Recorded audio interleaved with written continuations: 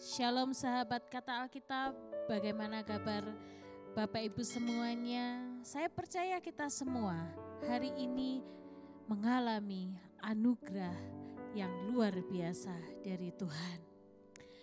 Bapak Ibu Saudara yang dikasihi oleh Tuhan, saya percaya kita semua pasti pernah menghadapi sebuah ujian.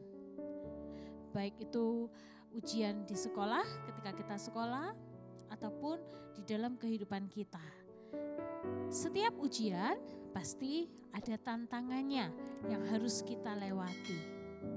Dan setiap tantangan pasti memiliki tingkat kesulitannya masing-masing. Bapak Ibu, ketika kita menghadapi tantangan, pasti itu akan menimbulkan pergumulan di dalam kehidupan kita. Bagaimana kita menghadapi pergumulan demi pergumulan di dalam kehidupan kita? Apakah kita bisa menang atas setiap pergumulan kita? Seringkali kita bertanya, Tuhan, apakah pergumulanku yang kuhadapi saat ini bisa kulalui? Atau aku akan kalah menghadapi pergumulan ini? Tetapi saudara tidak perlu khawatir. Di dalam menghadapi setiap pergumulan kehidupan, Tuhan memberikan jalan, Tuhan memberikan cara atau strategi bagaimana kita menghadapinya. Di dalam Ulangan 10 ayat 12 dikatakan, maka sekarang hai orang Israel, apakah yang dimintakan daripadamu oleh Tuhan Allahmu selain dari takut akan Tuhan Allahmu, hidup menuruti segala jalan yang ditunjukkannya, mengasihi Dia, beribadah kepada Tuhan Allahmu dengan segenap hatimu dan dengan segenap jiwamu, berpegang pada perintah dan ketetapan Tuhan yang kusampaikan kepadamu pada hari ini, supaya baik keadaanmu. Bapak Ibu, ada 3 hal yang bisa saya garis bawahi di sini, yaitu yang pertama, ketika kita menghadapi tantangan kehidupan atau pergumulan. Yang pertama, marilah kita menjadi anak-anak Tuhan yang takut akan Tuhan. Takut akan Tuhan berarti secara harafiah lalu kita takut dan kita menjauhi Tuhan.